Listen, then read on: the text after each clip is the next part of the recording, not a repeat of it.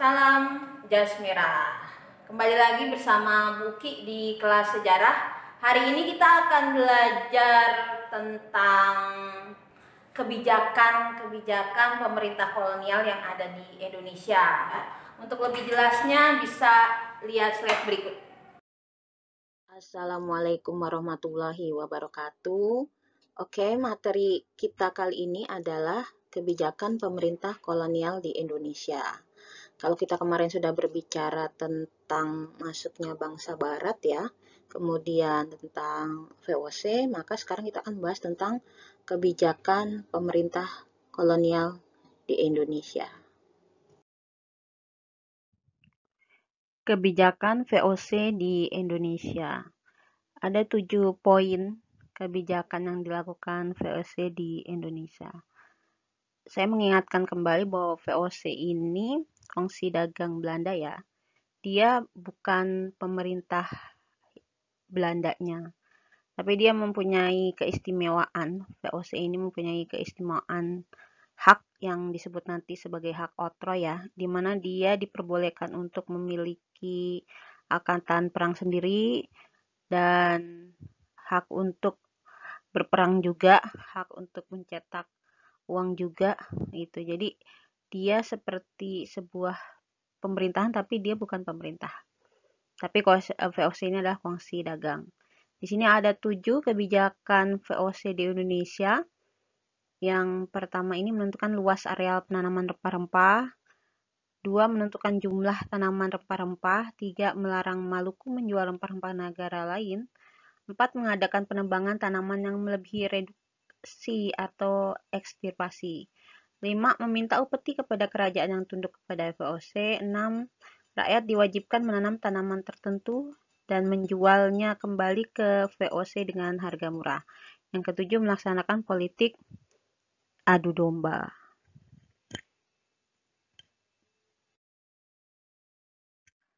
Kebijakan Daendels. Jadi Louis Napoleon Bonaparte, penguasa negeri Belanda, itu mengangkat Herman William Daendels sebagai Gubernur Jenderal Hindia Belanda. Kenapa? Karena Belanda pada saat itu di Eropa sudah dikalahkan oleh Inggris ya. Jadi sebenarnya Herman William Daendels ini hitungannya adalah dia dari pemerintahan Prancis ya. Itu. Tugas utamanya dikirim ke Indonesia itu ada 2, mempertahankan Pulau Jawa dari ancaman Inggris dan mengatur pemerintahan di Indonesia. Jadi Prancis juga pada saat itu sedang bertempur dengan Inggris. Gitu. Jadi bertempurnya di Eropa, tapi efeknya di luar Eropa juga ya, sampai ke negara jajahan-jajahan mereka. Itu mereka masih berebut dengan kekuasaan. Itu.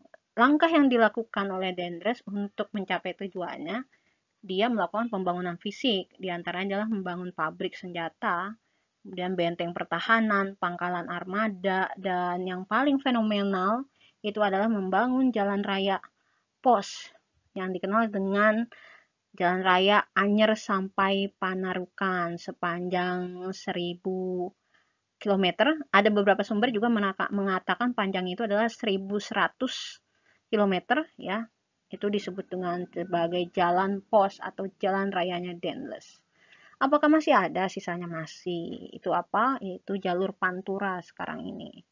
Ya, jadi upaya Daendels membangun fisik itu nanti melahirkan kerja paksa atau yang kita kenal nanti namanya kerja rodi yang itu nanti juga dilanjutkan oleh bangsa Indonesia. Efeknya apa? Yang namanya kerja paksa ya pasti merugikan rakyat Indonesia.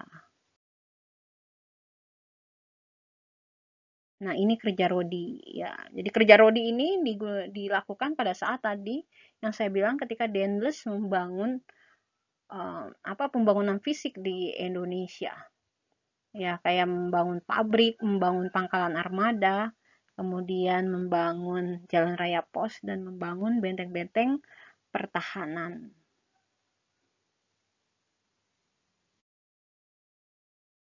Nah, ini bisa dilihat panjangnya dari jalur Anyer sampai Panarukan ya. Jalur yang kemudian dibangun oleh Daendels ya. Pada saat itu ini Anyer di ujungnya Jawa Barat ya. Ini kalau kita tarik lurus, dia sampai di ujungnya dari Jawa Timur, daerah Panarukan. Ini, ya panjang banget ya. Ini daerah yang dilalui, tertulis ya, Anyer, Serang, Tangerang, Jakarta, Bogor, Sukabumi, Cianjur, Bandung, Sumedang, Cirebon, Brebes, Tegal, Pekalongan, ya, sampai terakhir adalah Penarukan. Itu adalah kota-kota penting yang dilalui oleh jalurnya Dendles. Ya dulu namanya bukan kayak gini, ini sekarang namanya kayak gini. Itu. Kayak dulu misalnya Bogor tuh namanya dulu Botenzok ya, bukan Bogor. Itu. Nah ini ya. Jadi tujuannya dia membangun ini adalah supaya mobilitas tentara untuk mengawasi Pulau Jawa itu lebih cepat. Kan kalau misalnya jalanan bagus itu lebih mempercepat perjalanan ya.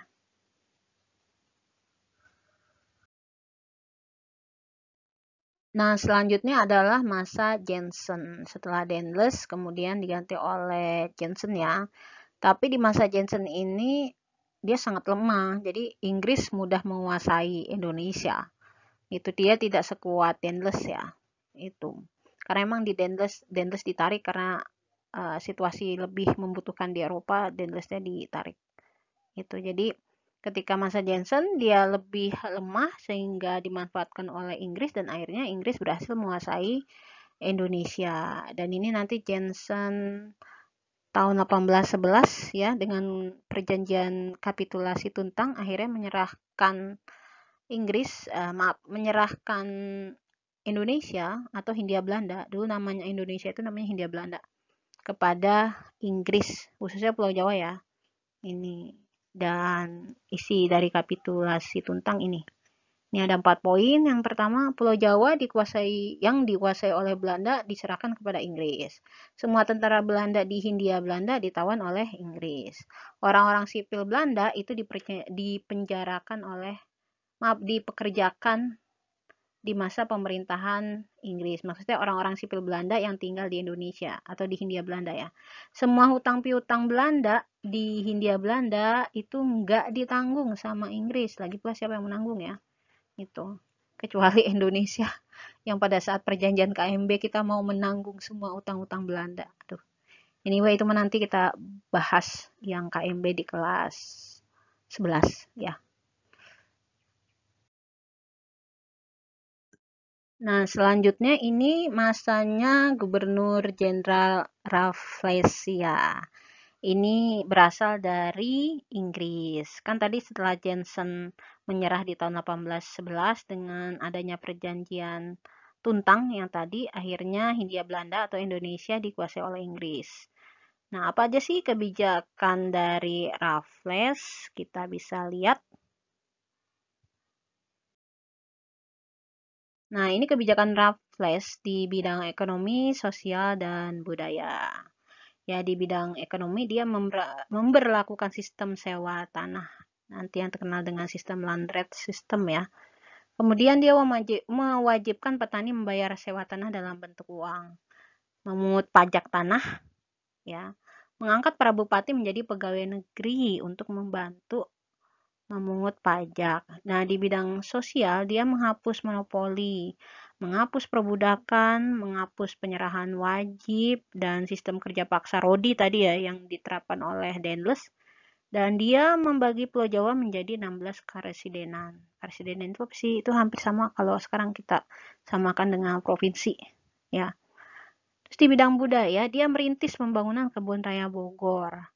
Dia menulis buku yang berjudul The History of Java karena Raffles ini sangat cinta banget sama Jawa ya kayak gitu, maka dia menulis buku itu, bukunya tebel banget lumayan itu ya. Yang ketiga dia menemukan jenis bunga Rafflesia, yaitu bunga yang terbesar ya, itu yang ada di Bengkulu ya.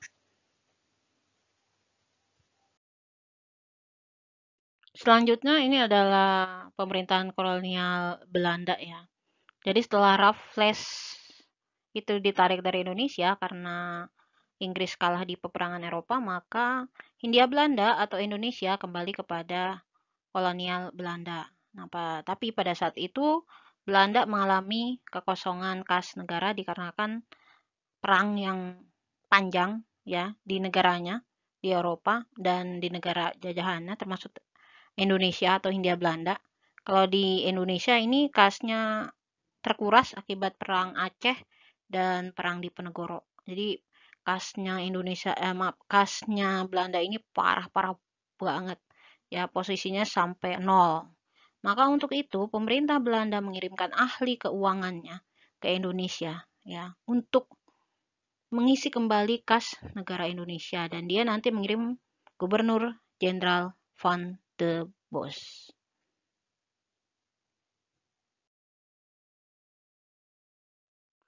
Nah, di sini yang tadi saya bilang bahwa Van de Bos ini kan memang ahli keuangan Belanda dan dia dikirim ke Indonesia atau ke Hindia Belanda untuk tujuan utamanya mengisi kas negara Belanda. Kasarnya gini lah, pemerintah Belanda itu bilang kepada Van de Bos, lo mau ngelakuin apa aja deh, terserah.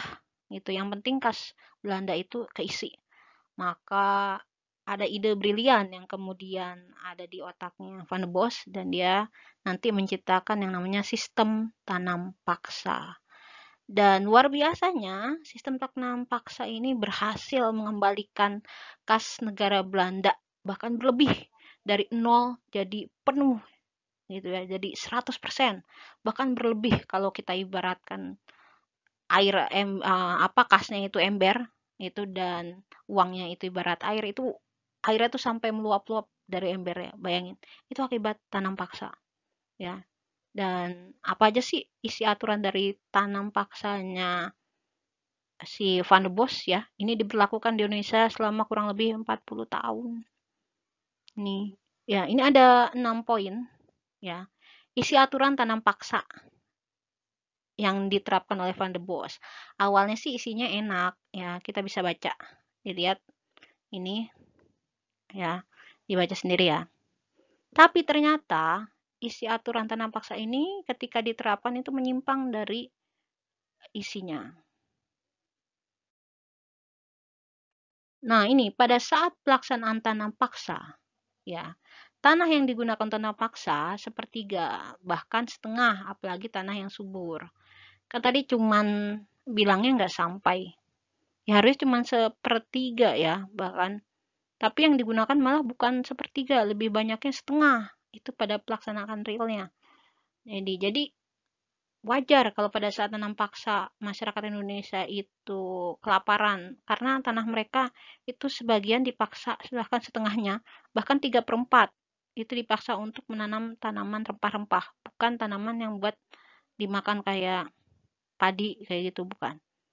Nah, ternyata petani kalau dulu di aturannya kan tertulis petani tidak dibebaskan membayar pajak, terutama petani yang tanahnya digunakan untuk menanam rempah-rempah. Tapi kenyataannya itu petaninya masih disuruh membayar pajak, ya.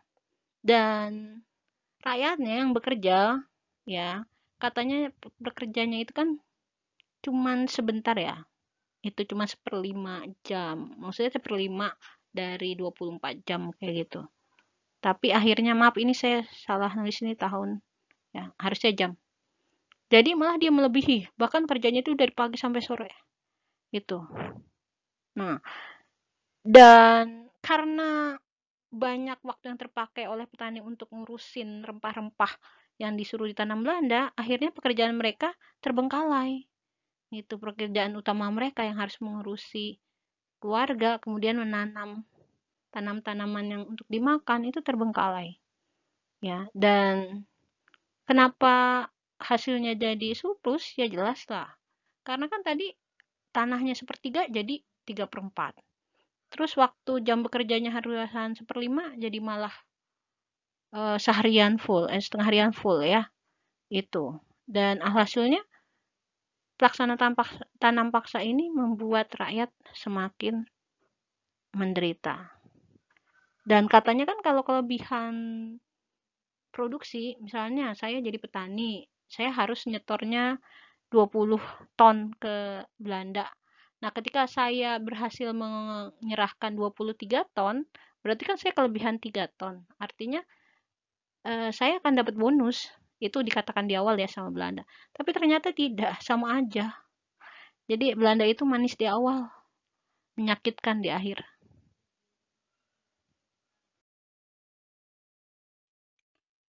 Ini masa liberalisme. Jadi setelah masanya Van der Bos, nanti karena ada kritikan dari kaum liberal, maka Van der Bos itu ditarik kembali ke Indonesia. Dan nanti diganti oleh liberalisme. Karena liberal ini banyak, dia menang di parlemen pada saat penentuan atas kebijakan Van der Bos ya. Itu maka tahun 1870 pemerintah Hindia Belanda itu melaksanakan sistem kebijakan baru, bukan lagi tanam paksa, tapi adalah politik pintu terbuka. Jadi politik pintu terbuka ini apa sih? Artinya Hindia Belanda atau Indonesia mempersilahkan kepada pengusaha-pengusaha yang memang memiliki investasi atau mampu berinvestasi di Hindia Belanda itu bisa menanamkan modalnya untuk dikembangkan di Hindia Belanda. Maka pada saat masa liberalisme ini muncullah yang namanya perkebunan-perkebunan di Indonesia. Jadi kalau masanya Van der Bos dia kan fokusnya ke rempah-rempah ya. Tapi kalau masa liberalisme ini dia fokusnya ke perkebunan kayak karet, kelapa sawit, itu tuh. Teh gitu ya. Tapi yang paling banyak sih karet, kelapa sawit. Itu banyak dan masih ada di Sumatera ya. Kalau kalian ke Sumatera dan di Jawa dan Jawa Barat itu sisa perkebunannya itu dari perkebunan masa liberalisme, efek dari politik pintu terbuka. Nah, ini nanti masa liberalisme ini kita akan menerapkan, bukan kita ya, maksudnya kolonial Belanda ini akan menerapkan undang-undang agraria ya. Terus sama undang-undang gula yang diberlakukan kepada para pengusaha. Bisa dibaca ya, ini ada pelaksanaannya dari undang-undang agraria ada 3 poin. Terus undang-undang gula atau Suikerweight itu ada 3 poin juga.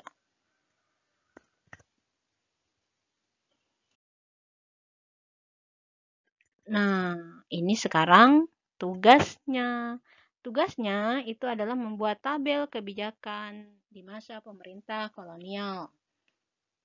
Bentuk tabelnya bisa dilihat ya. Jadi ini nanti kalian tulis. Saya cuma minta 3 aja sih. Ya, ini kebijakan yang diterapkan oleh Daendels, kebijakan yang diterapkan oleh Raffles, dan kebijakan yang diterapkan oleh Van der Bos. Kayak gitu.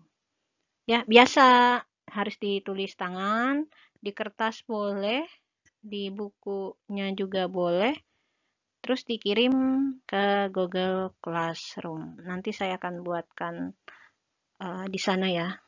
Untuk pengirimannya, ini masuk ke tugas di bab kebijakan pemerintah kolonial Eropa di Indonesia atau di Hindia Belanda. Ya, mungkin itu cukup sekian dari saya. Nanti kalau masih ada pertanyaan bisa ditanyakan di WA grup belajar dan di Meet pada saat kita ketemu di Meet ya. Terima kasih untuk perhatiannya dan terima kasih juga yang melihat tuntas slide-nya. Semoga mendapat wawasan baru ya. Dan jangan lupa tugasnya dikumpulkan, jangan tidak dikumpulkan. Saya akhiri, wassalamualaikum warahmatullahi wabarakatuh.